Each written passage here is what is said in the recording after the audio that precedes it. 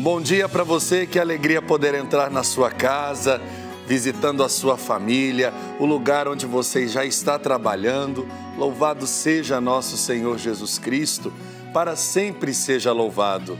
Está começando agora mais uma edição do programa Pai Eterno nessa terça-feira, dia 22 de outubro. E eu já te agradeço pela sua audiência, pela fidelidade nesse horário aqui na TV das Bênçãos do Pai.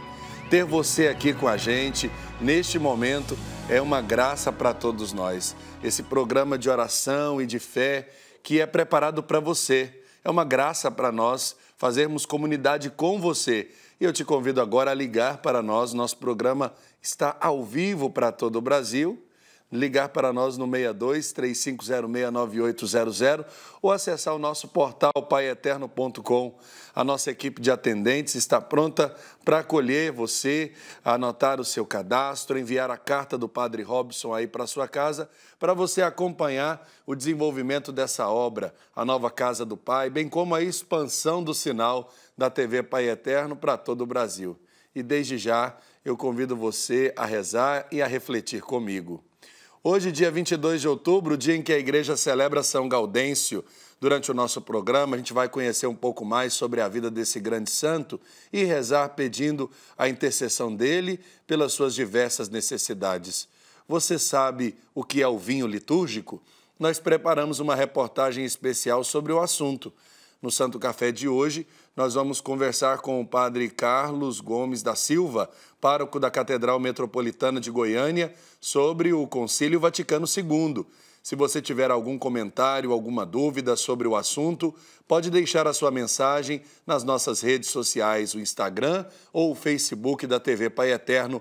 Na última postagem lá você vê a postagem do nosso programa e deixa o seu comentário e participa ao vivo aqui da nossa programação.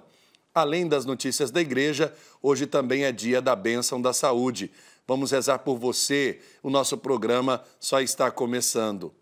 É momento também de acolher Thalita Carvalho, muitíssimo obrigado pela sua presença hoje. Estava com saudade, viu, Thalita? Já estava fazendo tempo que eu estava com saudade da nossa casa aqui e, é claro, da sua participação junto aos nossos telespectadores no programa Pai Eterno.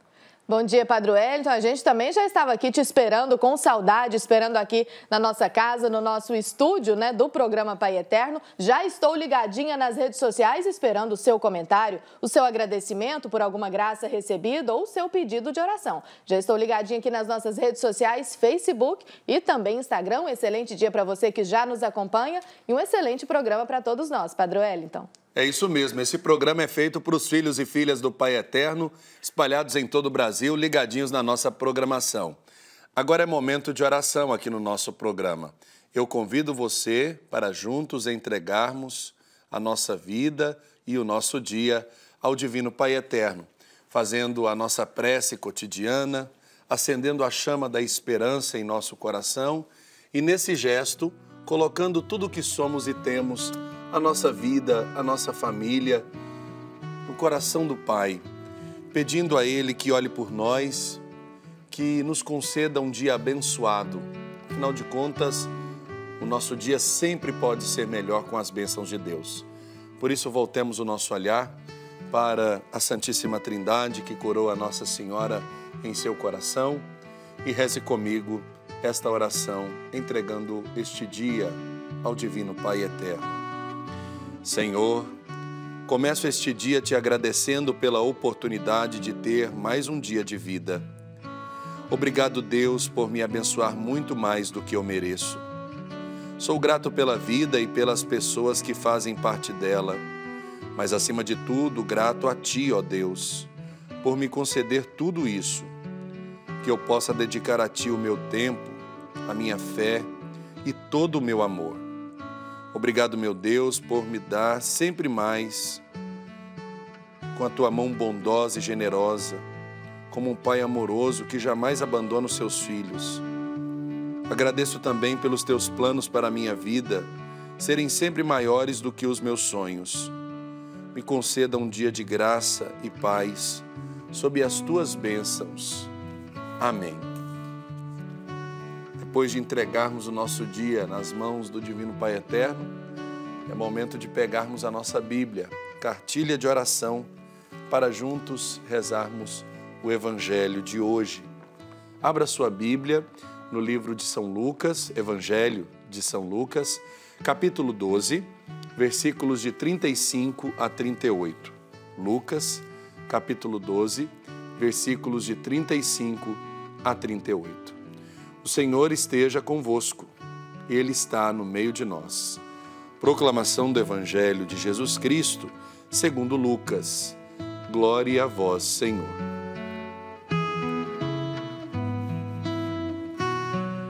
Disse Jesus: estejam cingidos vossos rins e acesas vossas lâmpadas. Sede como homens que esperam o patrão que está para voltar das núpcias, para lhe abrir logo que ele chegar e bater. Felizes os servos que o patrão, ao chegar, encontrar vigilantes. Na verdade vos digo, o patrão colocará o avental, fará com que tomem lugar à mesa e, aproximando-se, o servirá. Se ele chegar na segunda ou na terceira vigília e os encontrar assim, felizes deles. Palavra da salvação, glória a vós, Senhor. Meu irmão, minha irmã, diante da correria diária do trabalho, dos serviços, dos estudos, de outras atividades que fazem parte da nossa vida, ficam às vezes impossíveis ou esquecidos os nossos momentos de intimidade com o Senhor.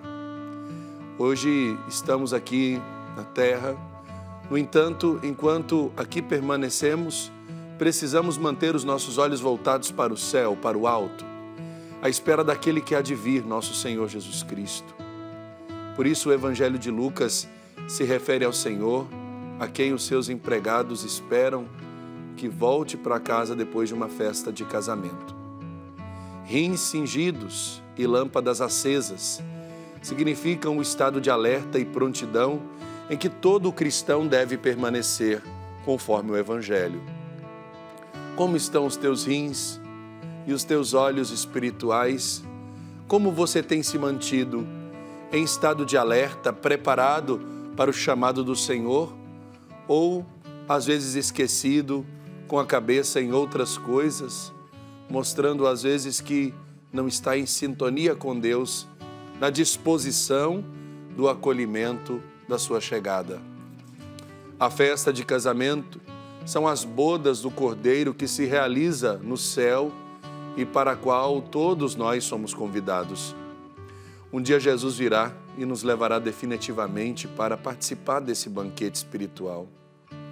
Porém, Jesus está chegando à nossa vida a todo momento e por isso não podemos deixar descansar, por assim dizer, a nossa vigilância. Aqui mesmo na terra nós já podemos nos sentar à mesa com Jesus quando participamos da Eucaristia, quando refletimos na sua palavra, que é um verdadeiro maná para a nossa alma. Também quando compartilhamos amizade, quando somos fiéis no serviço e no amor ao próximo, nós estamos cingindo os rins e conservando as lâmpadas acesas.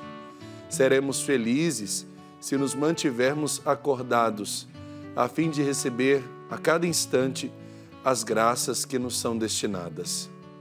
Abrir a porta é dar espaço no nosso coração para que Cristo reine e realize uma obra nova em cada um de nós.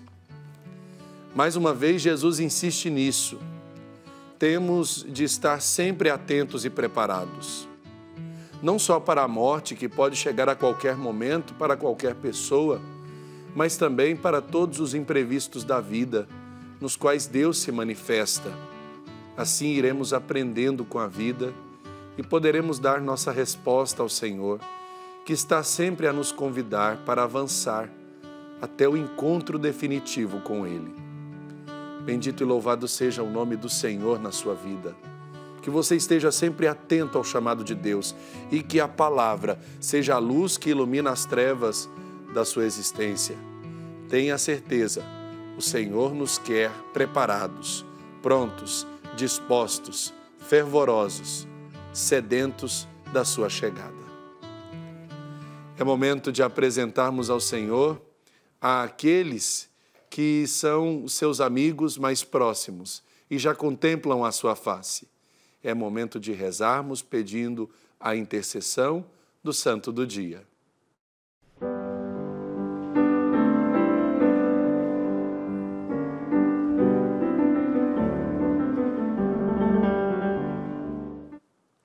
Dia 22 de outubro é dia de São Gaudêncio. O nome do santo que lembramos neste dia é Gaudêncio, que vem do latim gaudere, que significa alegrar-se. Muito sugestivo, pois é com alegria que contemplamos a vida deste santo bispo de Brescia, na Itália. Provavelmente era natural daquela cidade que conheceu no século II o cristianismo e onde fazia parte do seu clero diocesano. Muito conhecido e respeitado pela santidade, zelo pastoral e eficácia na pregação, São Gaudêncio foi amigo de vários outros bispos que foram santos, principalmente Santo Ambrósio de Milão. No ano 400, como peregrino, foi conhecer a Igreja de Cristo e as grandes igrejas da antiguidade. Nesta viagem, fez amizade com o patriarca de Constantinopla, São João Crisóstomo, e também no Oriente adquiriu relíquias de mártires que levou para a sua cidade episcopal, a fim de motivar a pureza da fé. Admirado pela oratória, deixou como riqueza numerosos sermões, tratando do mistério pascal, festas litúrgicas e comentários sobre o Evangelho. Após uma vida muito frutuosa no culto e no cuidado das ovelhas do bom pastor, principalmente de amor aos pobres, Gaudêncio entrou no céu no ano de 410. Suas relíquias conservam-se na igreja de São João Evangelista, em Brescia, na Itália. Vamos juntos então rezar a oração a São Gaudêncio, pedindo a intercessão desse santo por você e pelas suas necessidades. Senhor, reconheço-me semelhante à figueira que falaste no Evangelho. Não dou frutos suficientes de conversão. Agradeço a tua longa paciência e os teus amorosos cuidados, mas peço de todo o meu coração, concede-me um novo Pentecostes e me lance para o meio dos meus irmãos, decidido e fortalecido para atuar e evangelizar. Faz-me crescer para ti e contigo. Animado pelo teu Espírito, romperei com a lógica deste mundo, para me abrir à colaboração solidária com cada um dos irmãos que procuram o bem. E juntos seremos fermento, sal e luz do mundo, a exemplo de São Gaudêncio, para que o teu reino cresça e chegue à plenitude. Amém. São Gaudêncio, rogai por nós. É momento de notícia aqui no nosso programa Pai Eterno.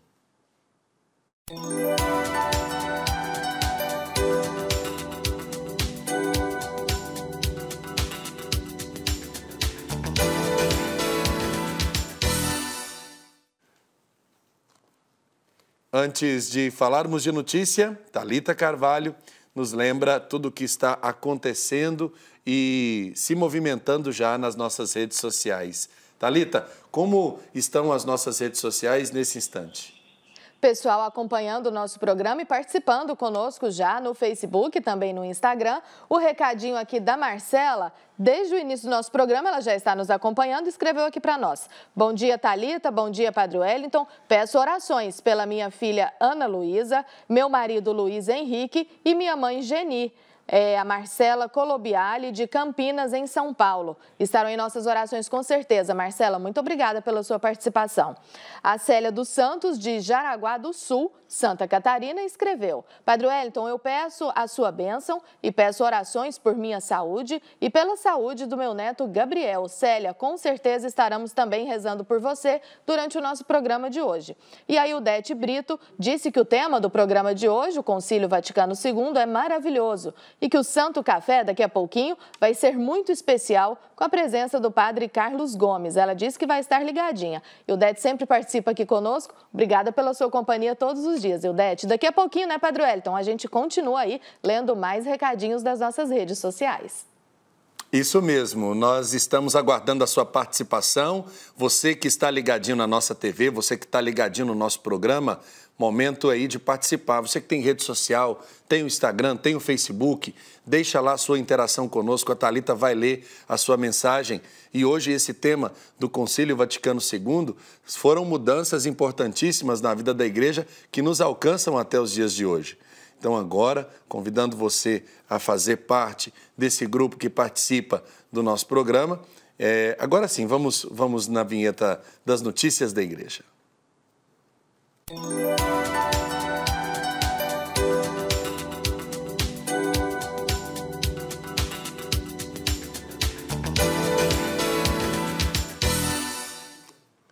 Está quase pronta a estátua da Virgem Maria mais alta do mundo, com quase 100 metros de altura. A obra deve ser concluída em 2021 para marcar os 500 anos do cristianismo nas Filipinas. A obra é do escultor filipino Eduardo de los Santos Castrillo e o monumento escultura Santuário Mariano, intitulado Mãe de toda a Ásia, também chamado de Torre da Paz, se situa no Mary's Mount, no Monte de Maria, um local de peregrinação da cidade de Batangas, nas Filipinas. Com 98 metros de altura, a Mãe de toda a Ásia será então a estátua mais alta da Virgem Maria existente no mundo, superando o monumento venezuelano de Nossa Senhora da Paz, construído em 1983 e que tem cerca de 46 metros de altura. A nova imagem de Maria nas Filipinas é dedicada à unidade e à paz de todos os povos da Ásia, especialmente ao sul do continente. O local de peregrinações também conta com um santuário dedicado a São João Paulo II e 12 capelas marianas no terceiro andar, um restaurante, salas de conferência e projeções audiovisuais, lojas e uma plataforma de observação no 17º andar. E o Vaticano usou a tecnologia a favor da fé, que foi lançado na última semana o Rosário Digital. O A-Rosary, como é chamado o Rosário Inteligente, que busca envolver os jovens na oração mariana por meio da tecnologia. O dispositivo é compatível com os sistemas iOS e Android. Trata-se de uma pulseira composta por uma cruz inteligente e uma dezena do terço, fabricada com hematita e ágata negra. O dispositivo é ativado quando o usuário faz o sinal da cruz e, a partir daí, o dispositivo sincroniza com um aplicativo que salva o progresso do usuário à medida que ele reza os diferentes mistérios. O aplicativo ainda mantém o registro de cada terço rezado. Além disso, o acesso a um guia de áudio, imagens exclusivas e conteúdo personalizado sobre a oração do Rosário Digital, que tem Bluetooth e é resistente à água. Oferece ao usuário diferentes possibilidades para rezar, escolhendo entre o rosário tradicional, o rosário contemplativo e os diferentes tipos de rosário temáticos que serão atualizados a cada ano. O A-Rosary está disponível atualmente em pré-venda pela internet, mas ainda não tem previsão de lançamento aqui no Brasil. É uma coisa muito interessante, né? Com o nosso correspondente em Roma, Silvonei José, nós vamos conferir as principais notícias da igreja. Vamos conferir. Alô, amigos da TV Pai Eterno em todo o Brasil. Com a presença do Papa Francisco, foi realizada na manhã de ontem, segunda-feira, a 14ª Congregação Geral do Sínodo dos Bispos, especial para a região panamazônica, que se realiza aqui no Vaticano até o próximo dia 27 de outubro. Presentes ontem 184 padres sinodais. Foi o relator-geral, cardeal Cláudio Umes, arcebispo emérito de São Paulo e presidente da Rede Eclesial Panamazônica, REPAM, a apresentar na Sala do Sínodo o projeto do documento final da Assembleia Especial. O texto que reúne os frutos dos pronunciamentos apresentados durante os trabalhos passará agora aos círculos menores para a elaboração de um documento geral. No decorrer dos trabalhos de quarta e quinta-feira, tais emendamentos serão colocados no documento final pelo relator-geral e pelos secretários especiais com a ajuda dos peritos. Portanto, o texto será revisto pela comissão para a redação, para depois ser lido novamente na sala sinodal na sexta-feira à tarde, no decorrer da 15ª Congregação Geral. Sábado à tarde, por fim, na 16ª Congregação, será feita então a votação do documento final.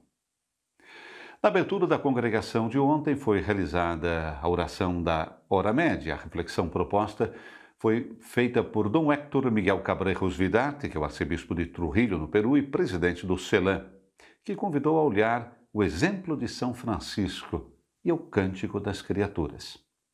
Para Francisco, evidenciou o bispo, a beleza não é uma questão estética, mas de amor, de fraternidade a todo custo, de graça a todo custo. O santo de Assis, falou ainda, abraça todas as criaturas com um amor e uma devoção nunca vista, falando-lhes do Senhor e convidando-as a louvá-lo. E nesse sentido, então, São Francisco chega a ser o inventor do sentimento medieval pela natureza. Conhecer, reconhecer e restituir, disse ainda o presidente do CELAM, são os verbos que marcam o ritmo do caminho espiritual de São Francisco de Assis, ou seja, conhecer o sumo bem, reconhecer os seus benefícios e restituir-lhe os louvores.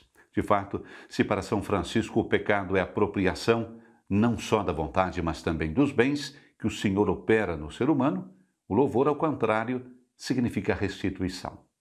O ser humano, reforçou ainda, não pode louvar a Deus como convém, pois o pecado feriu a sua filiação com o Senhor. Portanto, serão as criaturas, como afirma São Francisco no Cântico, a cumprir a obra de mediação para levar o louvor a Deus. São Francisco descobre em Deus o lugar da criação, concluiu, devolve a criação a Deus, porque vê em Deus não só o Pai de todos, mas o Pai de todas as coisas. Com esse sínodo, o Papa Francisco quer despertar a consciência de toda a Igreja sobre o destino dos povos indígenas da Amazônia, que há 500 anos vivem sob ameaça de extinção. Os missionários serviram a essas populações, mas a situação permanece dramática. Foi o que disse o arcebispo de Viena, na Áustria, cardeal Christoph Schönborn, na coletiva na sala de imprensa da Santa Sé no início da tarde de ontem, sobre o sínodo para a Amazônia, admitindo que jamais esteve na região, mas, como padre sinodal, aprendeu muito sobre a coragem dos povos indígenas. Nós, como herdeiros das potências coloniais, devemos estar muito atentos e conscientes do que significa para esses povos encontrar-se em risco de extinção. O Papa disse, nos pede para prestar atenção a quem não tem voz, aos povos e aos pobres esquecidos. Já o superior provincial dos missionários combonianos no Brasil, que são membros da REPAM e da Rede Igreja e Mineração Padre Dário Bossi, há 15 anos na Amazônia, falou na coletiva sobre os danos ao ambiente e às populações da Amazônia provocados pelas indústrias da extração minerária. Seria um sinal muito forte, disse, se a Igreja conseguisse eliminar o uso do ouro em suas liturgias e sacramentos, respondendo a uma pergunta. Os garimpeiros denunciou o comboniano, para o equivalente a um anel de ouro, reviram centenas de quilos de terras e poluem os rios com mercúrio e cianeto. Somente 10% do ouro é usado para processos efetivamente úteis, como a utilização na medicina. O restante é armazenado ou utilizado para a joalheria. Por fim, o prefeito do Dicastério para a Comunicação, Paulo Ruffini, interveio respondendo a um jornalista para comentar o gesto na manhã de ontem praticado por desconhecidos que roubaram da igreja de Santa Maria em Transpontina, nas adjacências aqui do Vaticano, e jogaram no rio Tibre as estátuas de madeira representando mulheres indígenas grávidas, utilizadas durante a cerimônia no Vaticano em 4 de outubro, na presença do Papa Francisco. O gesto foi filmado pelos autores que depois publicaram em redes sociais. Já dissemos nesta sede mais vezes, afirmou Ruffini, que essas estátuas representavam a vida, a fertilidade, a Mãe Terra. É um gesto, parece-me, que contradiz o espírito de diálogo que deveria sempre animar todos. Não sei o que mais poderia dizer a não ser que se trata de um roubo e que talvez se comente, inclusive, por si mesmo, esclareceu Ruffini. Os trabalhos do Sínodo, hoje, terça-feira, se concentram ainda nos círculos menores. De Roma, para a TV Pai Eterno, Silvonei José. Muito obrigado, Silvonei, pela sua participação aqui no programa Pai Eterno, e vamos rezar para que o Sínodo da Amazônia possa, de fato, responder às necessidades da Igreja presente para evangelizar nesta região tão importante da nossa América. Na Voz da Amazônia de hoje, nós vamos conhecer a missionária Verônica Rubi, que fala da Igreja Sem Fronteiras e as perspectivas em vista do sínodo que está acontecendo. Vamos conferir.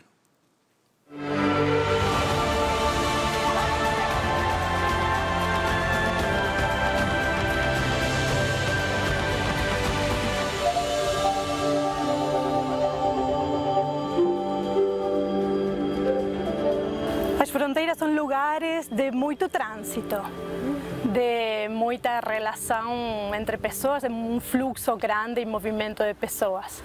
Sabemos que as fronteiras têm migrantes que vão procurando a sua vida, e lá temos a rede de enfrentamento ao tráfico de pessoas da Tríplice Fronteira.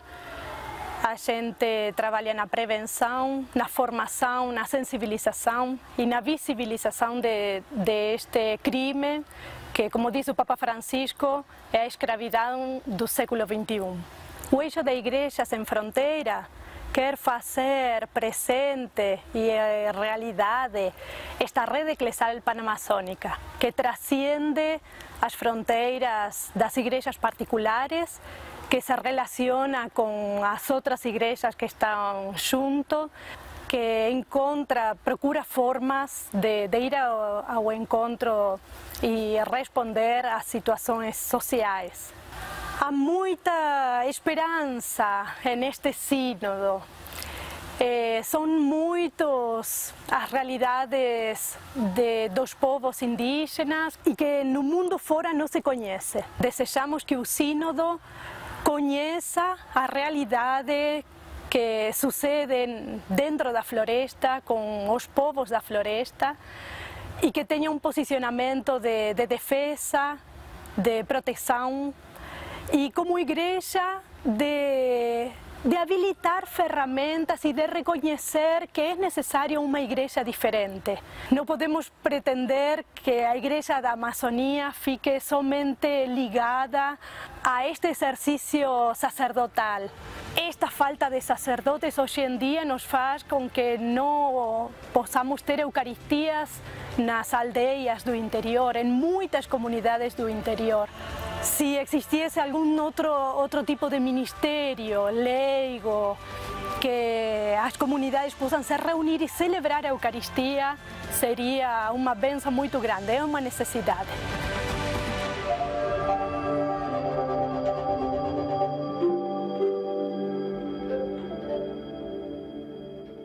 O O Santuário Basílica lotou de fiéis para a missa de encerramento da 5ª Romaria do Terço dos Homens, marcada pela consagração jubilar ao Pai Eterno. Ao todo, cerca de 10 mil homens passaram pela capital da fé de Goiás. Vamos acompanhar. Devotos do Brasil inteiro vieram à capital da fé de Goiás para rezar juntos. Para o seu Vanderlei, chegar aqui não foi fácil, mas com muita fé e força de vontade, ele conseguiu. Então nós estamos aqui firmes e eles estão gostando. E um senhor igual o senhor João, que nós fizemos uma caminhada lá da Matriz, de Campinas, de Trindade, a Matriz Velha até a Basílica, foi difícil. Mesmo assim de manhã, mas o sol é muito quente, então ele aguentou. Um homem de 85 anos, né, veio caminhando. Aí chegou num ponto, eu olhei para ele assim, ele estava assim meio suado, né? Falei, senhor João, o senhor está bem? Não, mas estou bem, mas eu vou escorar em você. Escorou e nós viemos, chegou até aqui, ele descansou, adorou, está adorando e quer ficar até o final do encontro. Esta é a primeira vez que o seu Vanderlei participa do Terço dos Homens. A alegria de estar aqui é indescritível. Os olhos marejados demonstram a emoção de estar mais perto da Mãe Maria e do Divino Pai Eterno. Tem que emocionar, né? É porque a gente tem o Espírito Santo e a fé. O Alessandro veio de Abadiânia, no interior de Goiás, para rezar este Santo Terço. Ele participa do Terço dos Homens há 15 anos, mas esta é a primeira vez que ele participa da Romaria Nacional. Que a gente participa do Terço dos Homens e esses movimentos é muito importante para estar divulgando o Terço dos Homens, né? Porque na nossa cidade, depois que a gente participou de uma convenção do Terço, o Terço aumentou muito. Né? Então, assim, o pessoal vem, né, para o santuário, chega à nossa cidade lá com muito amor no coração e comenta, né? Fala que participou da Romaria e desperta o interesse dos outros homens que não participam do terço para estar entregando o Terço dos Homens também. O terço é dedicado em especial aos homens, mas nada impede as mulheres de participarem. A Darcilei, por exemplo, nem consegue explicar o sentimento de estar aqui neste momento. É muito bom mesmo, muito maravilhoso. Só quem está aqui e quem está em casa pode sentir um pouquinho dessa emoção que nós estamos sentindo hoje aqui. Eu, como mulher, imagino homens que vêm pela primeira vez.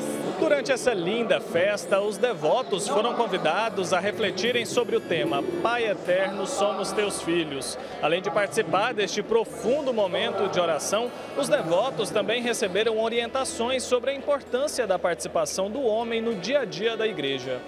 Depois do Santo Terço, foi a hora da consagração jubilar ao Pai Eterno, momento de entregar nossos corações por completo ao amor do Pai. Foi um momento especial dentro da Romaria do Terço dos Homens, em que todos os homens foram consagrados ao Divino Pai Eterno. Então foi um momento de uma paraliturgia, que liturgia, a gente, propriamente dito, é a Eucaristia. Não foi a Eucaristia, foi uma paraliturgia e nesse momento de ação de graças e de devoção, principalmente à Mãe de Deus, Maria Santíssima, em que todos os homens do movimento do Terço dos Homens foram consagrados à Virgem Maria. Então foi um momento muito especial, uma pregação muito bonita do Padre Braulio Roge, chamando também todos os homens à importância de como viver a vida na sociedade, principalmente a vida familiar, tendo por fundamento a oração do terço, né, envolvendo a família e também levando a entender que na família é onde a gente sustenta também todos os valores cristãos. Durante a consagração, o Padre Braulio também fez questão de destacar a importância de rezar o Santo Terço. Ele lembrou aos devotos que, durante as suas aparições, Nossa Senhora deixou clara a importância do rosário para nós como cristãos. Então, tudo isso, não se esqueça, um exército como esse, de pessoas que rezam o Santo Terço, pode mudar o mundo, porque a oração pode mudar o mundo. Às 5h30 da tarde de sábado foi a hora da missa de encerramento da 5ª Romaria do Terço dos Homens. A celebração foi presidida pelo padre Robson de Oliveira. Assim como foi durante todo o dia, a Basílica do Divino Pai Eterno ficou cheia de fiéis, que vieram em busca de um momento de maior intimidade com Deus. Entre eles está o seu Dionísio, que aos 73 anos de idade veio do Rio Grande do Sul visitar a Casa do Pai em Trindade. E ele não esconde a alegria de participar desta celebração. A alegria é enorme, enorme mesmo. É uma grande alegria para a gente. Não para mim, mesmo para o grupo e para todo o pessoal que veio junto com nós. Segundo a organização, mais de 10 mil devotos participaram da Romaria deste ano. O número é maior do que o registrado no ano passado, quando 8 mil homens vieram rezar o Santo Terço aqui. Então, expectativa boa, sabendo que ano após ano vai crescendo esse movimento e vai tomando expressão de fé no coração do Brasil, aqui na Casa do Divino Pai Eterno. O Terço dos Homens é uma das expressões de fé dos filhos do Pai Eterno. Segundo o padre Robson de Oliveira, este é um momento de comunhão entre os homens que vivem o amor de Deus. É um dos movimentos mais importantes da igreja da atualidade. Reconhece a presença masculina na igreja laica como sendo tão importante quanto a feminina, que é mais forte, mais substancial, mais concreta. E também, ao mesmo tempo, nós podemos dizer que o Terço dos Homens é uma dádiva de Deus na vida das pessoas, principalmente dos homens, para que eles possam, na oração, encontrar maior conversão, viver uma vida mais voltada para Deus, não apenas para as coisas tão imediatas, tão concretas da vida. O homem é muito prático e o Terço dos Homens é num formato também muito prático, e isso traz um desejo muito grande de fazer acontecer. O Redentor esteja sempre com todos vocês. E está lançado o desafio, né, para o próximo ano, esse número com certeza aumentar e nós termos em Trindade uma celebração ainda mais bonita, que está fora do santuário, uma vez que o santuário já se torna pequeno para o número de homens romeiros que vêm com as suas famílias para essa celebração com o Terço dos Homens na Casa do Pai Eterno. Você aí de casa sabe o que é o vinho litúrgico? Na celebração da Eucaristia, é ele que se torna o sangue de Cristo, que é comungado também pelos fiéis. E para saber mais sobre este vinho, nós preparamos uma reportagem muito especial. Vamos acompanhar. O vinho litúrgico, também conhecido como vinho canônico ou vinho de missa, é utilizado pelos padres nas celebrações católicas, durante o sacramento da Eucaristia, mas surgiu bem antes disso e tem significado. O vinho litúrgico é a simbologia da criação de Deus, que os nossos irmãos orientais, toda uma cultura que é milenar antes do cristianismo, já encontrou na união da uva, que ela unida a outra uva e pisada, esmagada, ela sacrificada, ela se torna um único suco. E esse suco, ele unido, ele é fermentado. E quando fermentado, ele ganha um novo sabor. Então, a cultura milenar, que vem desde antes do cristianismo, o judaísmo abraçou isso com muita força, com muita intensidade, como o símbolo da fertilidade, da prosperidade, daquilo que é sacrificado e que ganha novo sabor, novo sentido. E Jesus, ele, para instituir um novo paradigma de fé, de religião, Jesus, para associar o entendimento das pessoas, para que o sangue dele fosse lembrado em memória existencial presente, ele associou ao vinho a uva pisada, fruto do trabalho humano, esmagado, fermentado, que ganha um novo sabor. Se torna vinho saboroso e é sinal de transformação, de vida, a partir do sacrifício, que é o próprio sacrifício dele na cruz. O primeiro milagre de Jesus foi transformar água em vinho em uma festa de casamento em Caná, na Galileia. Na Santa Ceia, por fim, Cristo instituiu o pão como seu corpo e o vinho como seu sangue, rito que ainda hoje é celebrado na Santa Missa. Mas vale ressaltar que antes da transubstanciação são apenas objetos e só no ato da consagração Cristo se torna a presença real na Eucaristia. Quando as pessoas elas apresentam as suas ofertas, aí entra a importância do vinho, que ele é lembrado como o fruto do trabalho humano, do suor de cada dia, do agricultor que planta a uva, do agricultor que esmaga a uva para transformá-lo em vinho. Então, ele nesse momento é apresentado junto com o sacrifício de todo o povo que está na igreja, oferecendo também um pouquinho do seu suor de cada dia. A comunhão é distribuída em duas formas. A mais comum é no corpo de Cristo, mas em alguns momentos ela é distribuída sob as duas espécies. Mas isso não torna o sangue menos importante. É uma orientação pastoral de acordo com as conferências episcopais.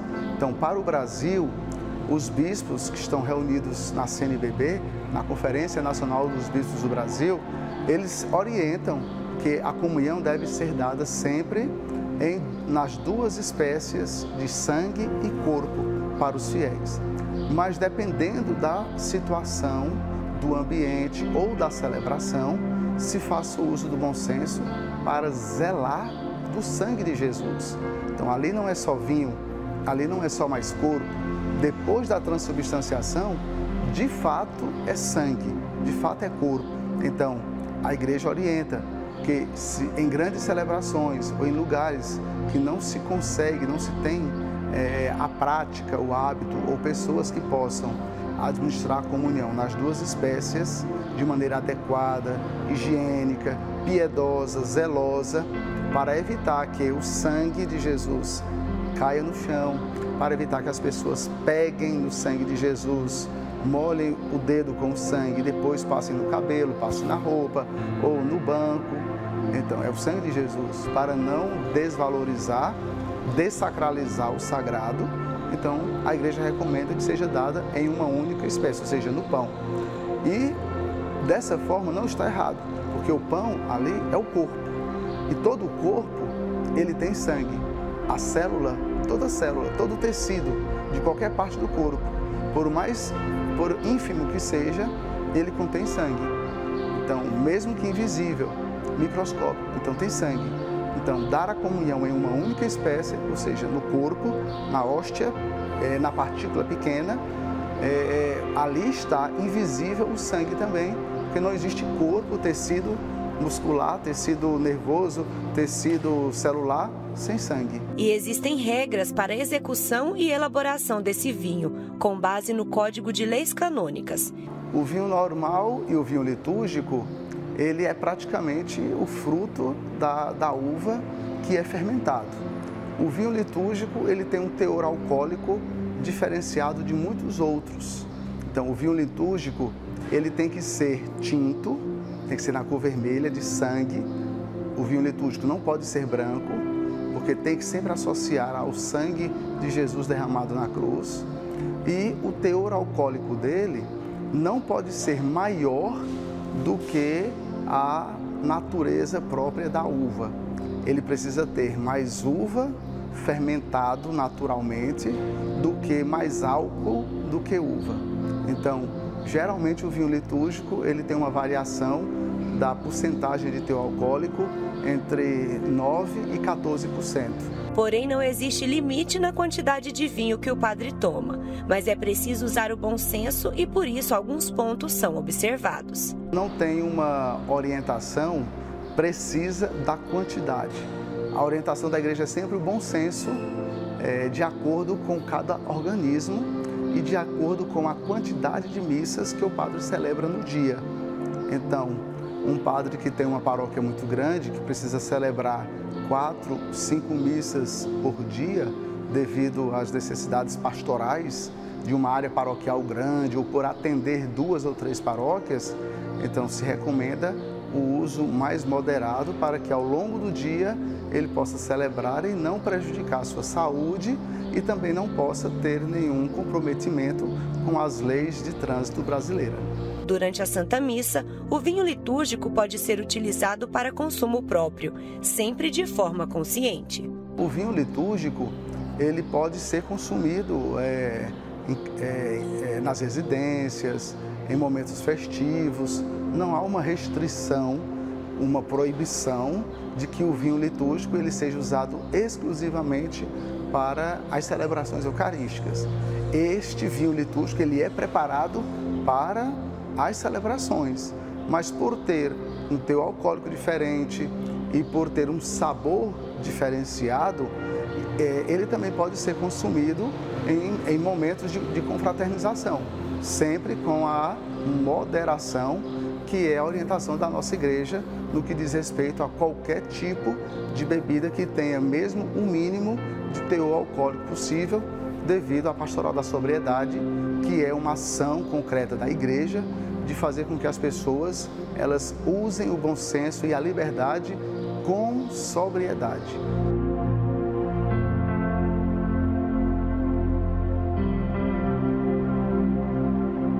Vale ressaltar que o vinho deve ser puro, independente se ele é branco ou tinto. Deve ser puro e, sendo o vinho puro, ele é matéria essencial, juntamente com a Sagrada Hóstia, para o momento da Santa Missa, a consagração. Agora a gente vai acompanhar um pouco do que está acontecendo nas redes sociais. Nós vamos ressaltar sua participação, você que está já ligadinho, deixou o seu recado nas redes sociais. Thalita Carvalho, como é que estão aí as redes sociais da TV Pai Eterno nesse momento em que nós estamos já terminando o primeiro bloco? Muita gente com certeza deixou seu recado, não é mesmo? Deixou o recado, Padre Wellington, deixou o recado falando dos dias em que você esteve lá em Salvador, na Bahia. A Renata Lima disse que a transmissão da missa de Santa Dulce dos Pobres foi linda. Ela conta que assistiu tudo e a equipe da TV Pai Eterno está de parabéns. A Maura Andrade escreveu: Padre Wellington, quero lhe parabenizar pelo trabalho muito bonito que o senhor transmitiu para todos nós. Sobre as celebrações de Santa Dulce dos Pobres, lá em Salvador, foi belíssimo. E a Maria Felício, de Teresina, no Piauí, escreveu aqui também que acompanhou toda a programação da TV Pai Eterno com essas celebrações. Obrigada, Padre Wellington, por me apresentar às pessoas na Bahia. Foi tudo muito lindo, eu simplesmente amei. E graças a Deus que o senhor já está no estúdio de volta, porque eu estava com saudades de você e também da Thalita. Deixa um abraço aqui para todos nós. Muito obrigada pela sua participação, Maria. Que o Pai Eterno possa sempre te abençoar e continue sempre aqui conosco. Durante o nosso programa, teremos mais participações. Pois é, a gente fala sobre essas participações, essas pessoas que deixam um recadinho. Ontem, Thalita, eu tive uma experiência no final do programa lá no Bonfim, quando já estava terminando o programa, uma senhora muito simples me esperava ali na porta lateral da Basílica. Quando eu já descia para vir para a nossa unidade móvel, ela chegou e abriu os braços e disse: Padre, eu vim somente para lhe dar um abraço. Ela ligou a televisão no momento que o programa estava começando, pegou um ônibus, passou 26 quilômetros, né, Dona Ana Adésia, e ela que mora lá em Mussurunga, que é um bairro da periferia de Salvador. E ela veio até o Bonfim, na Colina Sagrada, que é bem longe ali do centro de Salvador, para poder somente me dar um abraço. E foi justamente isso, ela veio, contou que bebendo a água benta das novenas, tanto do Perpétuo Socorro, como do Pai Eterno aqui na nossa TV, ela simplesmente já parou de tomar os remédios, as medicações para a coluna. O médico a dispensou. Ela está curada graças a essa fé tão grande que essa mulher tem. Depois disso, eu ainda vi ela descendo e parando no ponto de ônibus, esperando voltar lá para Mussurunga, ali um bairro da região de Salvador. São esses carinhos de Deus que fazem valer a pena todo o nosso trabalho aqui na TV, viu, Thalita? É isso mesmo, Padre Wellington. E que gostoso, né? A gente saber dessas histórias, porque as pessoas nos acompanham todos os dias e aqui do outro lado a gente não está vendo quem está nos acompanhando, né? O tipo de graça que está recebendo. Então, e essas mensagens, esse tipo de carinho que a gente recebe na rua, também pelas redes sociais, com certeza, né, Padre Wellington, fortalecem o nosso trabalho, a nossa missão aqui na tela da TV todos os dias. É isso mesmo, é gratificante, vale a pena, por isso que a gente evangeliza com você, que faz parte dessa família de amor, que já disse o seu sim generoso e que colabora para a expansão desse trabalho. Agora a gente vai para um rápido intervalo, daqui a pouco a gente volta com o nosso Santo Café. Eu já estava com saudade da nossa mesa, viu?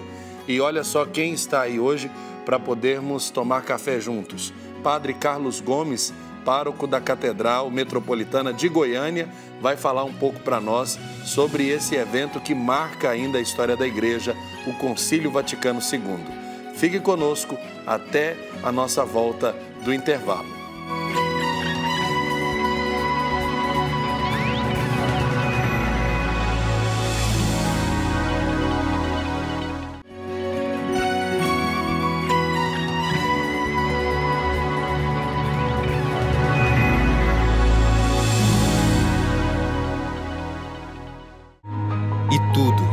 Pedirem com fé, na oração, vós o recebereis. Creia no poder da oração. Creia no poder do Divino Pai Eterno.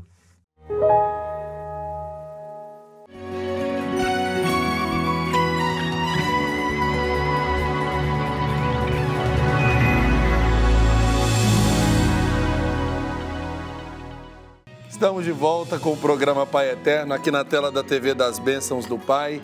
É muito bom estar com você, é muito bom entrar na sua casa, pedindo licença para a sua família, no seu trabalho, para podermos trazer tudo o que acontece na igreja, com muita oração, com muita fé e partilha. E está na hora daquele momento todo especial do nosso programa. Está na hora de a gente convidar você para sentar junto à mesa conosco e, claro, com o Padre Carlos Gomes da Silva, pároco da Catedral Metropolitana de Goiânia, tomar o nosso Santo Café.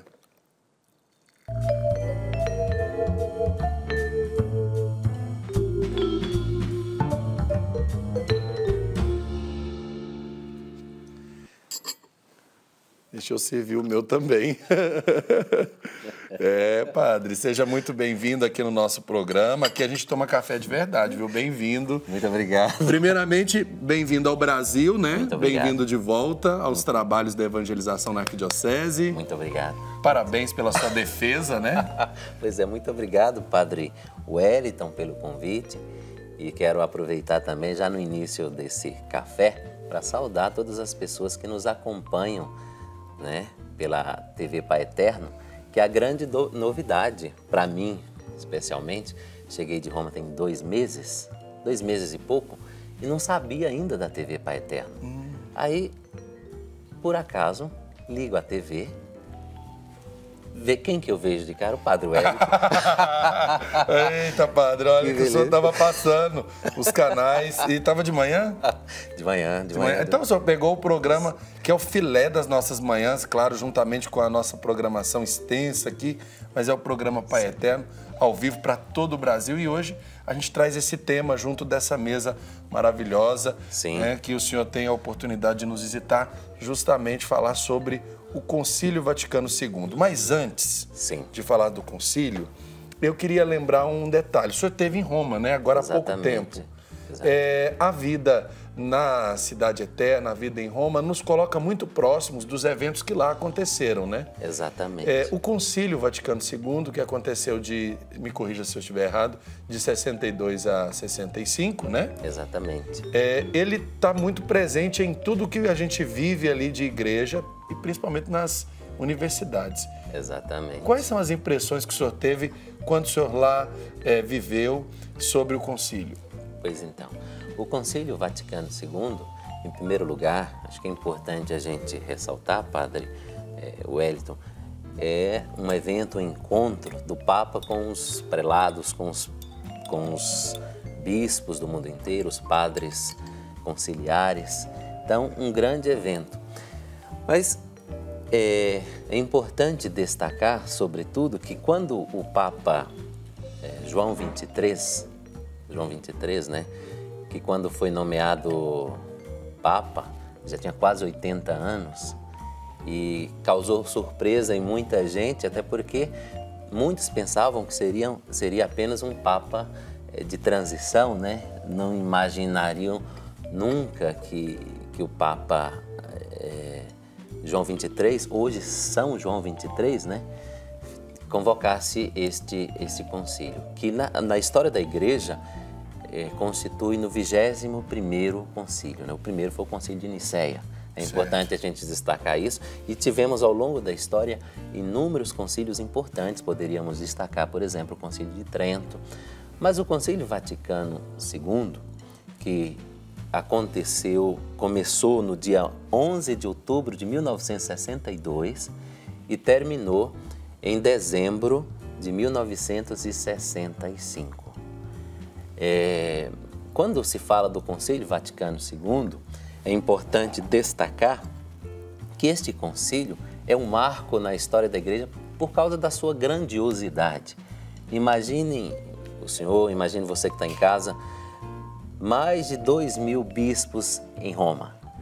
Quer dizer, a gente pode... Roma já tem muito padre, né? Agora, a gente fica imaginando, quando a gente imagina um evento dessa magnitude, é para dizer que o evento deve alcançar a universalidade da Igreja, né? Exatamente. Até na questão, foram construídos colégios para acolher os bispos do mundo inteiro, os padres conciliares, etc.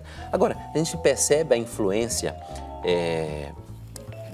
do Concílio Vaticano II, sobretudo nas universidades, como a Lateranense, a Universidade Gregoriana, que tem sempre aquela compreensão de diálogo interreligioso, diálogo com o mundo secular, diálogo com outras religiões. Padre, me lembre, por favor, para quem está em casa também, quando a gente fala de concílio e a gente observa na história da Igreja que aconteceram tantos concílios que marcaram momentos importantes de definição da fé, da história, da disciplina da Igreja, muita coisa se decide, muita coisa sai do concílio e nos alcança, né, do outro lado do mundo. Exatamente. O que é basicamente um concílio? Um concílio é, na verdade, um encontro do Papa que teologicamente, canonicamente, constitui no centro da unidade da Igreja. Unidade da Igreja. É um encontro. Agora, no Concílio Vaticano II, o que nós poderíamos destacar como frutos do Concílio Vaticano II? Certo. Os inúmeros documentos, por exemplo.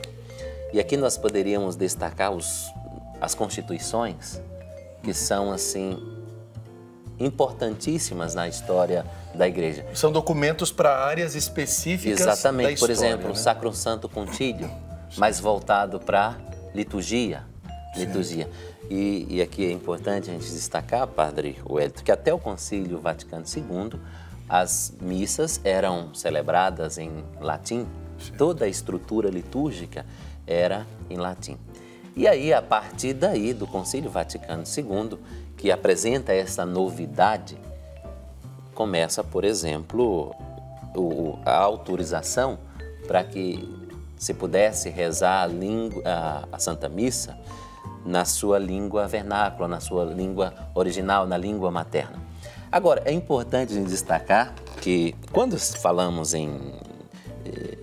dessa autorização do Papa para que se pudesse celebrar na língua vernácula, não quer dizer que ele proibiu de celebrar em latim, não, né?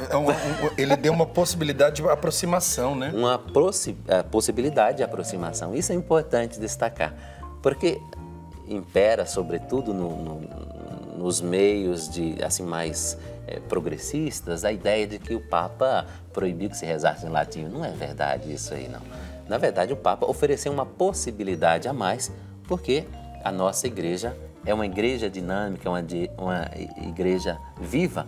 Talvez, desde o Concílio Vaticano, aquela expressão que o Papa Francisco usa bastante, por exemplo, a igreja em saída, já começou ali. Abrir em saída e abrindo portas para o mundo inteiro. Agora, todos os concílios católicos são nomeados segundo o local onde se deu o concílio, né? Onde ele aconteceu. E a gente observa que o Concílio Vaticano II aconteceu na cidade-estado, sede da Igreja. Vaticano. Lá na Basílica Vaticana. Sim. E ele teve esse objetivo que o Papa João XXIII ressalta: abrir a Igreja para um refrigério do Espírito Santo, né? Interessante, tem uma história muito interessante a respeito do Santo Padre João XXIII, canonizado recentemente, né? Isso. Tem 2, 3 anos a canonização do Papa. Mais ou menos isso. Exatamente. E diz a história que em determinado momento, numa tarde lá de inverno em Roma, o Papa João XXIII, caminhando pelos jardins do Vaticano, e quem tiver a oportunidade de ir a Roma, vale a pena conhecer o Jardim do Vaticano, e lá ele sentiu uma brisa suave no rosto, e ele entendeu que aquela brisa seria o mesmo que uma inspiração de Deus, do Espírito Santo, no sentido de que a igreja também precisava dessa brisa suave. Se abrir. Abrir-se para o mundo, para a nova realidade a qual a igreja estava inserida, né? Certo. E vamos pontuar, para quem está em casa e às vezes não se lembra ou talvez não conhece do tema, quais foram os temas mais ou menos citados ou trabalhados pelos padres conciliares no Vaticano II? O senhor citou a liturgia. A liturgia que faz parte, inclusive as pessoas podem... Inclusive, Padre Hélio, é bom destacar para as pessoas que querem conhecer um pouco mais, sugiro que você procure adquirir o compêndio do Vaticano II, do Concílio Vaticano II, que ali você encontrará as 4 constituições do concílio, né? A Lumen Gentium, por exemplo, né? Sobre a igreja, sobre né? a igreja, a Sacrosanto Concílio sobre a liturgia, a Gaudium et Spes, sobre a presença das alegrias e as esperanças, as esperanças da igreja no mundo. E tem o 4, que eu não me lembro agora. Parabéns, padre. O senhor conseguiu me deixar com uma saia justa aqui, que eu não me lembro também. Lumen Gentium, Gaudium et Spes, Sacrosanto Concílio e... Gente, depois que a gente passa dos 40, a gente começa a esquecer. Mas tem também as áreas específicas da igreja, né? Optatum Totius, que é para... Esses aí são os decretos. São os decretos, né? Decretos. Optatum Totius para... Adgentes para as missões, né? Depois teve para os... São 9. São 9. São 9. O senhor sabe o nome, o senhor só esqueceu o nome, mas está ótimo. E no final...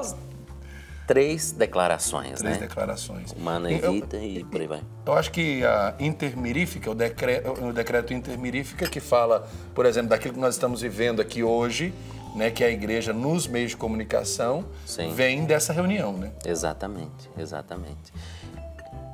Como é que lá dentro das universidades vocês estudam a influência do Concílio Vaticano II? Olha, Padre Hélio, a questão é a seguinte, as universidades romanas, cada uma tem um perfil. Por exemplo, a Universidade Gregoriana já tem mais aquele perfil de uma igreja aberta para a realidade do mundo. Então é muito mais presente o aspecto relacional da igreja com o mundo.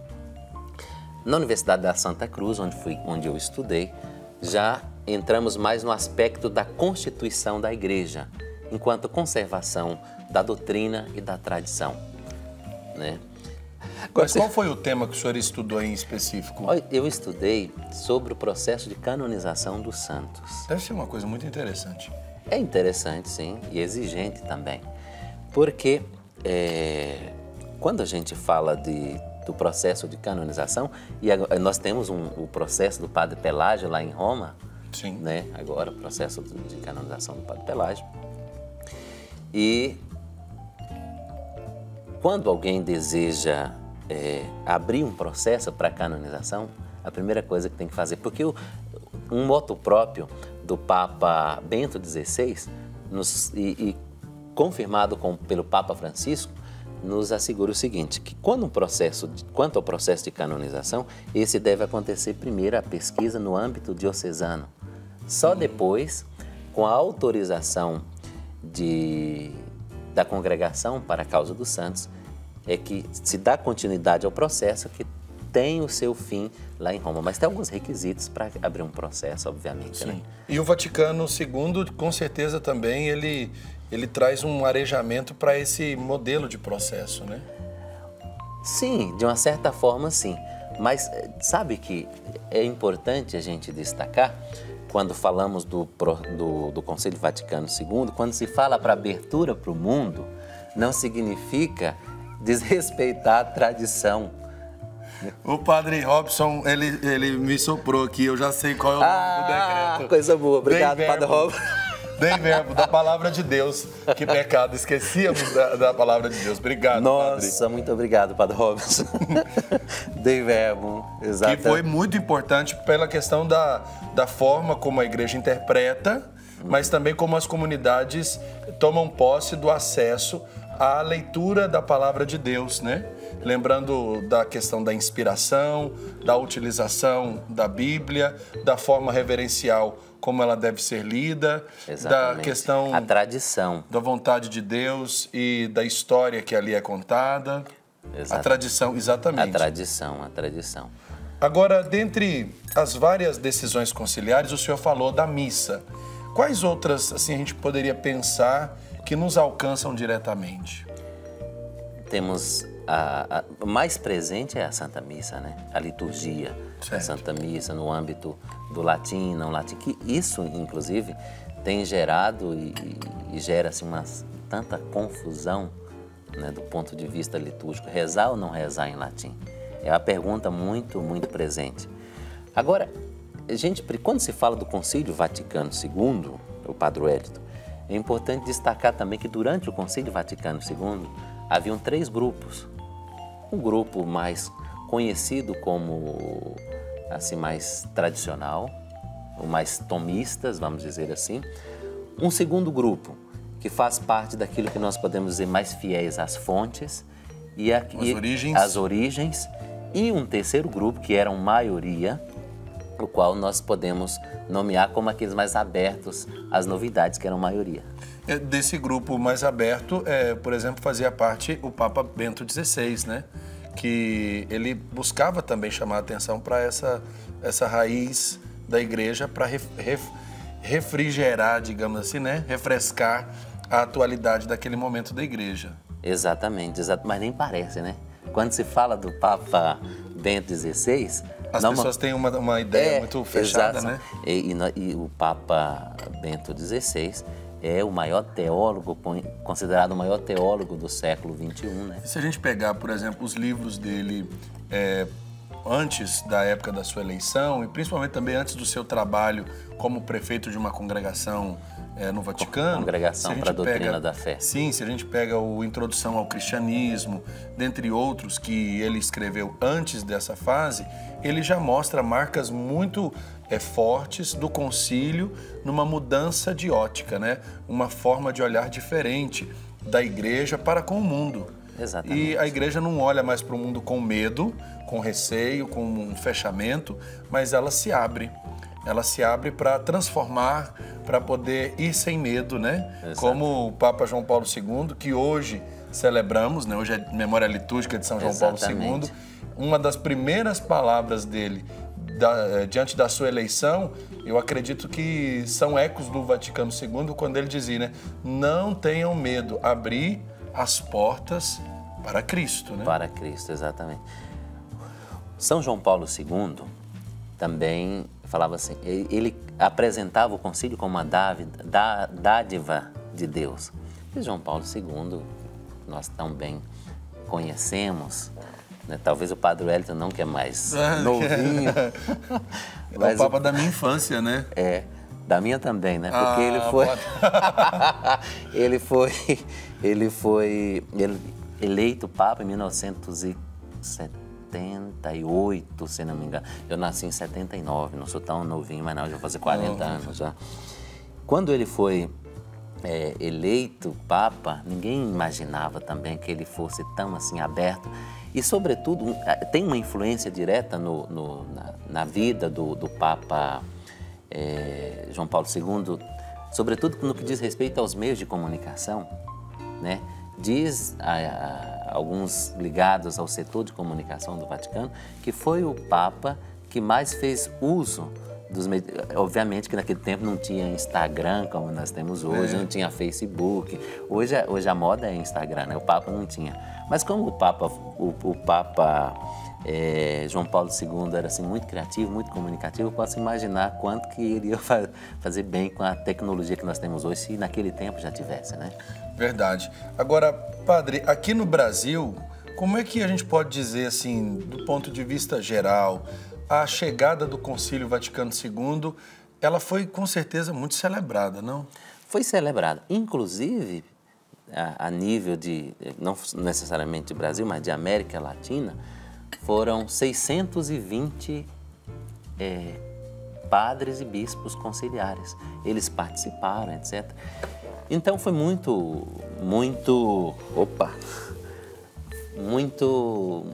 interessante, muito celebrada, não só a nível de Brasil, mas de América Latina, sobretudo.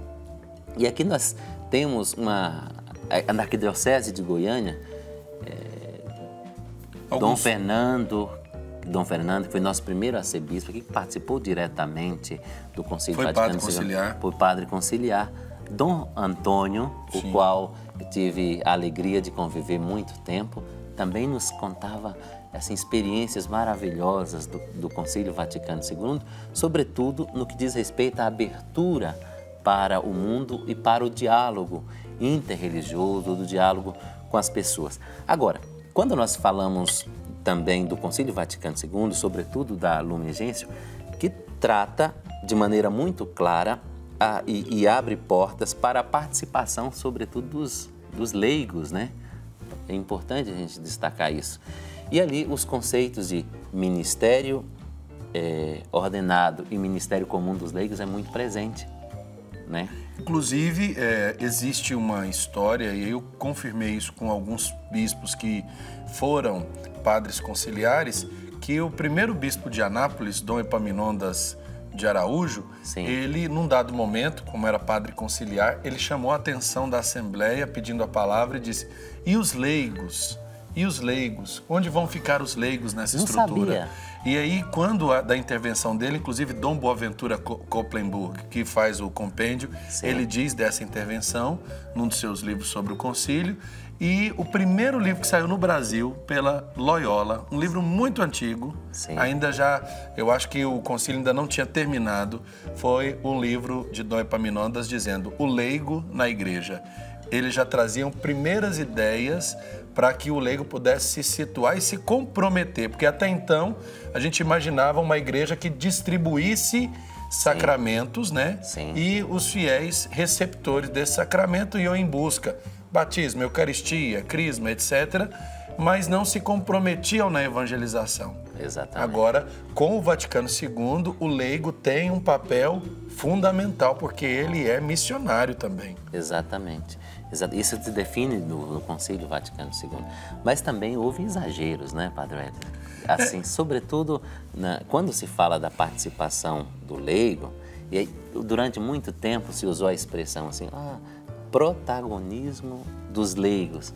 Essa afirmação, embora a gente também entenda, não é que nós estamos aqui para tirar pedra em ninguém, quem quer que seja, mas quando se fala do protagonismo do leigo, essa expressão acaba gerando uma confusão, porque o objetivo do Concílio Vaticano II nunca foi o de causar divisão, mas aquele de reconhecer o papel de cada um.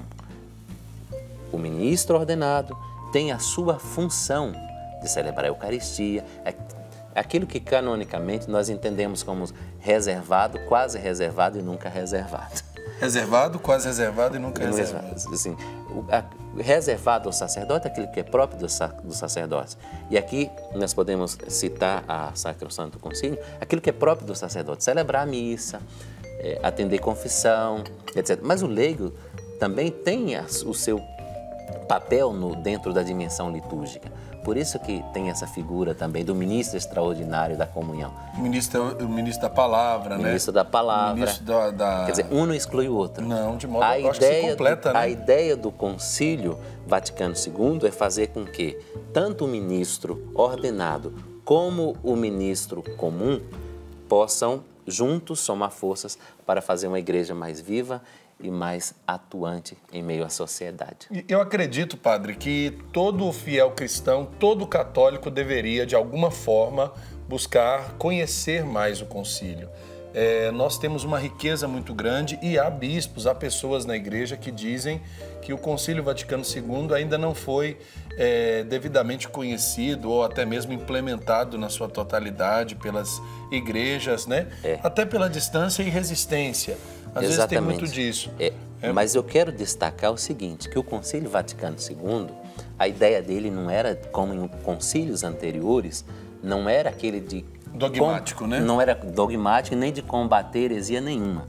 Certo. Na verdade, o Concílio Vaticano II, o objetivo principal era exatamente aquele de facilitar a dimensão pastoral, o trabalho pastoral na relação igreja-povo de Deus. Tá certo. Agora a gente vai observando tudo isso e eu acredito que o conselho que o senhor deu para quem está em casa, quem está nos acompanhando, é justamente esse, assim, de uma felicidade enorme, de conhecer mais para compreender. Porque muita gente critica, né? Sim. E nós estamos em tempos de ânimos acirrados, entre pessoas, às vezes, que buscam uma beleza do sagrado, às vezes alguns se simpatizam mais pela questão tradicional, outros já são de uma caminhada diferente de igreja, e a igreja é como a nossa família, né? Exatamente. Tem gente de todo jeito, tem pessoas, e isso não é porque nós precisamos ser iguais no sentido de uniformidade. Não. Cada um na sua função, na sua diversidade, vai completando esse cenário que é a igreja. Exatamente. Nunca foi, repito, objetivo do concílio causar divisão. Não. A igreja é dinâmica, a igreja é mãe, a igreja acolhe a todos. Agora, é fundamental também, Padre Wellington, a gente ser fiel à tradição, à doutrina, ao magistério da igreja. Então, ao longo da história da igreja, sempre houve dificuldades nesse sentido. Não é um problema que surge no Concílio Vaticano II. Eu vejo assim, muitas pessoas falando, padre, mas a igreja está em crise, a igreja está passando por tantas dificuldades, provações, etc. Mas a igreja sempre passou. A igreja ela é um reflexo da sociedade, né? Exatamente. Quem compõe a igreja, claro, tem a assistência do Espírito Santo, tem a força divina que a sustenta na fé, tem a graça dos sacramentos, mas ela é um reflexo da sociedade, porque quem está lá na sociedade, sofrendo, padecendo, se alegrando, celebrando, vencendo, é o povo de Deus. Que estão nas igrejas, né? Exato. Então a igreja sempre passou por dificuldade, mas ela permanece de pé. Isso. Por quê? Porque a igreja é conduzida pelo Espírito Santo e encontra seu fundamento no Evangelho, né? Que as portas do céu, como que é, Padre Wellington? As portas do inferno não prevalecerão. Exatamente. Então a igreja vai ser bombardeada, mas não vencida, porque a igreja é de Jesus Cristo. Isso mesmo. E a gente fica muito feliz de podermos fazer parte dessa grande família e, com a graça de Deus, superarmos as diferenças. Eu acho que um dos frutos, Padre, já caminhando para o final da nossa entrevista, agradecendo a sua presença, que a gente está tendo do Concílio Vaticano II, é justamente esse modelo sinodal de poder discutir assuntos e trazer para a colegialidade da igreja realidades tão particulares no mundo, como nós estamos vendo agora com o Sínodo da Amazônia. Exatamente. Agora, é importante destacar o seguinte, como que é rica a nossa igreja? Tanto o concílio como o sínodo é sempre convocado pelo Santo Padre. Sim. O Papa, canonicamente, o Papa, o Romano Pontífice, é que tem a autoridade, a potestade para convocar, para convidar Qual que é o objetivo do Papa quando convoca? Para escutar o povo de Deus. O povo de Deus representado pelos bispos, pelos padres. Então, a Igreja, embora o Romano Pontífice, canonicamente, tenha a potestade, o poder universal, supremo, imediato sobre a Igreja, ele não quer agir só por ele mesmo, ele quer ouvir. É verdade que as decisões, tanto do sínodo quanto do concílio, são de competência do Romano Pontífice. Mas ele não age arbitrariamente, primeiro porque o Santo Padre ele não pode atentar contra aquilo que é de direito divino, doutrinal, e nem pode atentar contra aquilo que é de direito natural. Por isso que a Igreja, na pessoa do Santo Padre, ponto de unidade, convida sempre os bispos do mundo inteiro, seja no concílio, seja no sínodo, que já tem uma proporção menor, para escutar o povo de Deus e ali caminhar como igreja, centro de unidade e de salvação para todo o povo de Deus. Padre Carlos Gomes da Silva, pároco da Catedral Metropolitana de Goiânia, muitíssimo obrigado. Fiquei muito feliz dessa aula, né, de teologia. São elementos muito próprios, né, da nossa linguagem, que às vezes as pessoas não estão habituadas a ouvir, a entender. Mas fica o convite, né, de compreender melhor o concílio estudando o compêndio, né? O compêndio do Concílio Vaticano II. Muito obrigado, Padre Wellington, pelo convite. Obrigado a você que está em casa pela paciência. Espero revê-los em outra oportunidade. Claro, o senhor já tem cadeira cativa aqui no nosso programa, na nossa TV. Muito obrigado. Deus abençoe lá o trabalho na Catedral. Muito obrigado. Nossa Senhora Auxiliadora aqui de Goiânia. Muito obrigado. Agora nós vamos para um rápido intervalo e daqui a pouco a gente volta com mais programa Pai Eterno aqui na tela da TV das Bênçãos do Pai. Eu vou, mas eu volto. Volte comigo.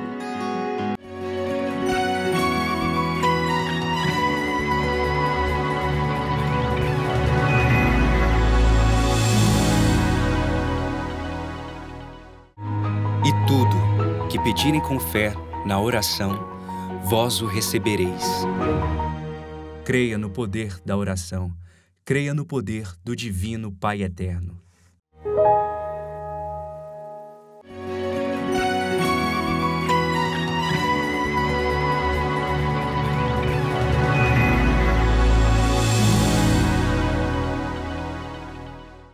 Estamos de volta com o programa Pai Eterno aqui na tela da TV das Bênçãos do Pai.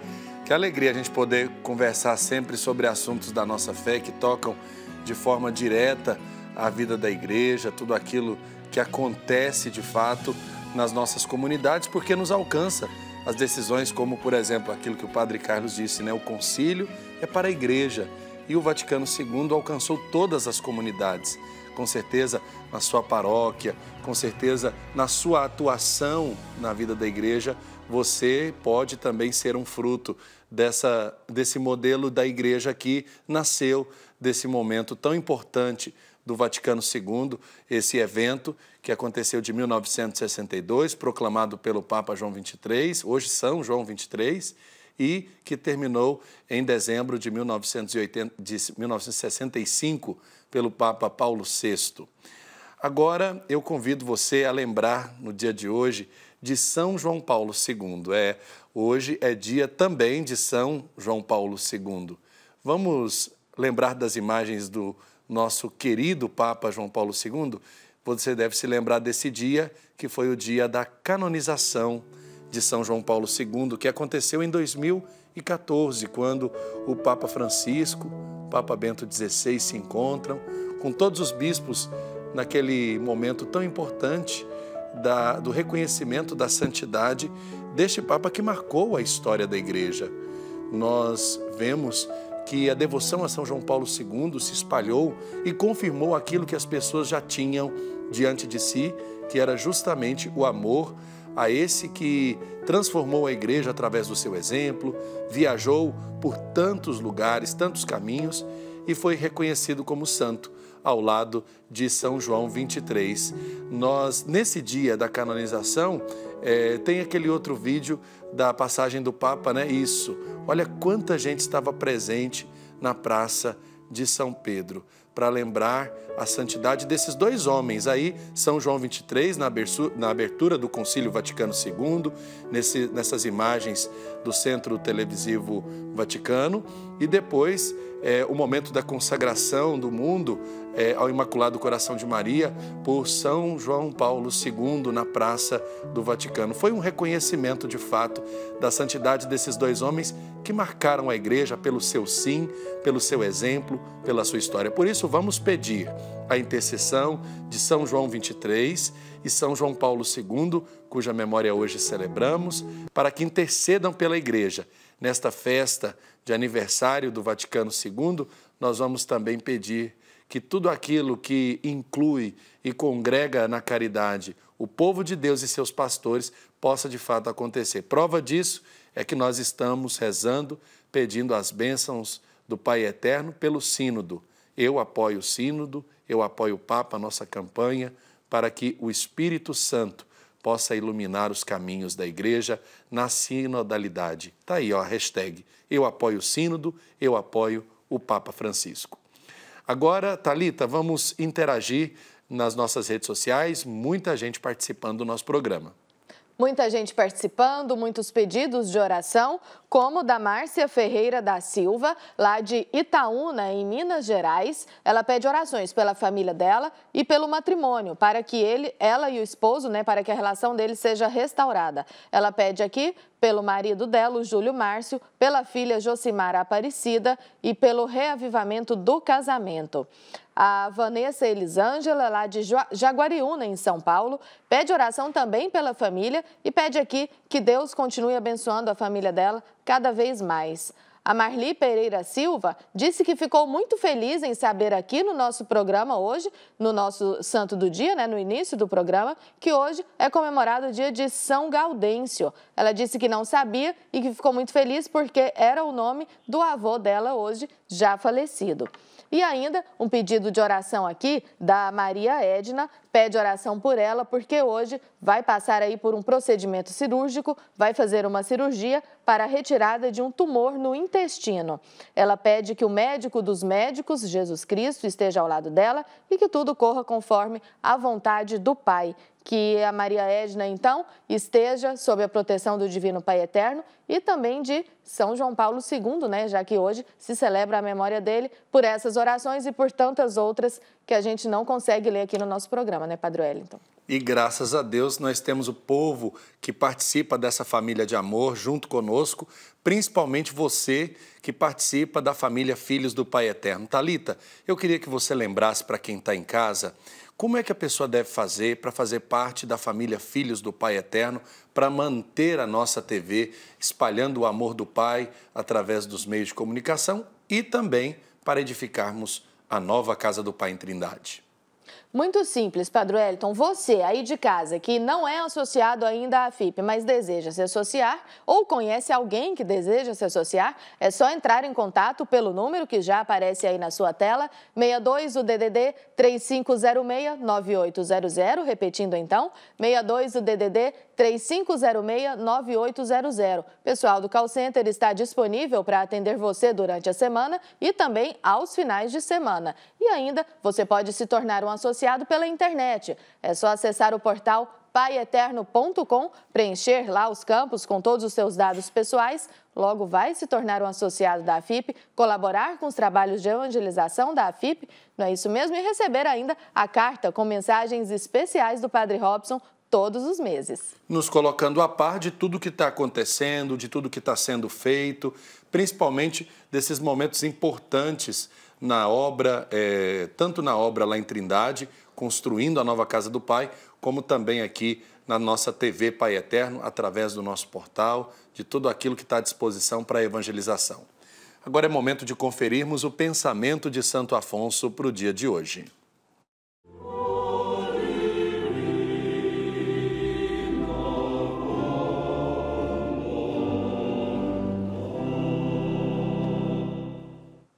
Santo Afonso nos diz: o amor sempre tende para a união. Por isso Cristo quis que o recebêssemos como alimento na Eucaristia, pois as pessoas que mais intensamente se amam desejam estar juntas até fundir-se uma na outra. Ao celebrar a Eucaristia, a Igreja não recorda ou repete simplesmente a ceia do Senhor, mas a atualiza, atendendo e perpetuando o que o Senhor pediu. Faça isso em minha memória. Para nós, o pão e o vinho consagrados não simbolizam simplesmente, mas verdadeiramente são o corpo e o sangue de Jesus. Cada vez que celebramos a Eucaristia, nós revivemos e atualizamos a entrega de Jesus na ceia e na cruz. Celebramos, pois, o sacrifício de nossa redenção. Pela celebração eucarística, nós fazemos participantes do mistério da morte e ressurreição do Senhor, para um dia participarmos do banquete de sua glória.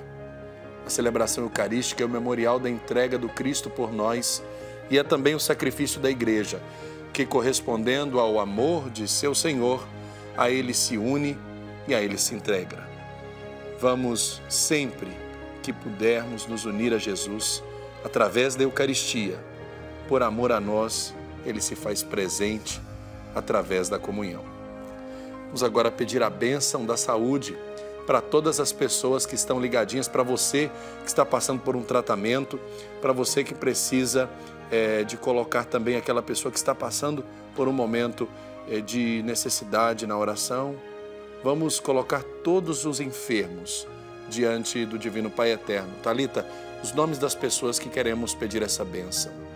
Hoje nós vamos pedir a intercessão do Pai Eterno pela Josenaide de Salvador, lá na Bahia, que pede oração por ela, que está passando aí por um tratamento contra um câncer de mama. E pede por todos nós aqui da TV Pai Eterno. Muito obrigada, Josenaide, que o Pai Eterno possa te abençoar.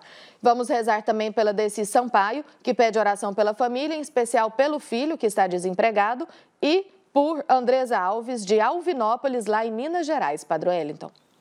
Tá certo, então agora vamos colocar todos os enfermos das nossas famílias, você que está passando por um tratamento, para receber essa bênção da saúde.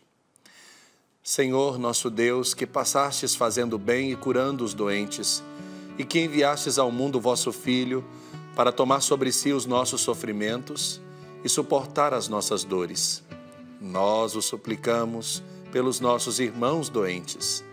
Fortalecei a sua paciência e reanimai a sua esperança, para que possam, com a vossa bênção, superar a enfermidade e alcancem, com a vossa ajuda, um completo restabelecimento. Dai vigor ao seu corpo e fortaleza ao seu espírito. Fazei que recuperem a saúde, de modo que, reintegrados na convivência dos irmãos, possam bendizer-vos com renovada alegria. Divino Pai Eterno, pelo vosso amor infinito, salvai-nos pela obra das vossas mãos.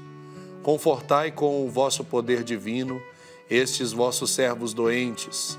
Curai as suas feridas, suas enfermidades e fazei que alcancem felizmente a consolação que de vós esperam. Em nome do Pai, do Filho e do Espírito Santo. Amém.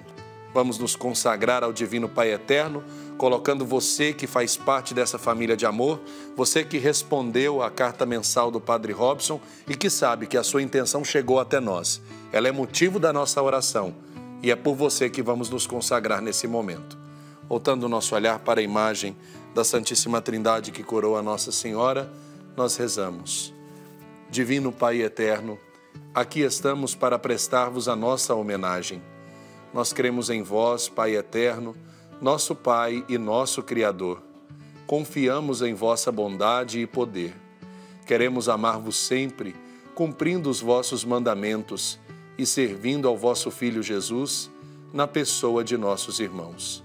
Nós vos damos graças pelo vosso amor e pela vossa ternura. Vós nos atraís ao vosso santuário e nos acolheis de braços abertos. Vós nos guiais com os ensinamentos do vosso Filho, nosso Senhor, e nos dais sempre o vosso perdão. Divino Pai Eterno, queremos consagrar a vós nossas famílias, para que vivam em paz e harmonia, nossas casas, para que sejam iluminadas pela vossa presença, nossas alegrias, para que sejam santificadas pelo vosso amor, nossas preocupações, para que sejam acolhidas em vossa bondade, nossas doenças, para que sejam remediadas com a vossa misericórdia. Nossos trabalhos, para que sejam fecundos com a vossa bênção. Divino Pai eterno, recebei a homenagem da nossa fé, fortalecei a nossa esperança e renovai o nosso amor.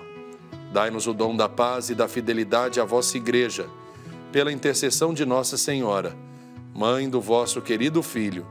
Dai-nos a perseverança na fé e a graça da salvação eterna. Amém. Bendito e louvado seja o Pai eterno na sua vida, na vida da sua família. Muito obrigado pela sua audiência, pela sua participação. Thalita, que Deus te abençoe, a você e a todos os que participaram do nosso programa. Amém, Padre Wellington. Obrigada por mais uma edição juntos aqui no programa Pai Eterno. A você que nos acompanhou, um excelente dia para você. Fique com Deus. Nos vemos na quinta-feira. Até lá, Padre Wellington. Fique com Deus. Até lá, que Deus abençoe você e toda a sua família. O Senhor esteja convosco. Ele está no meio de nós. Por intercessão de São Gaudêncio e São João Paulo II, desça sobre você e sua família a alegria, a saúde, a paz e a bênção de Deus Todo-Poderoso, Ele que é Pai, Filho e Espírito Santo. Amém.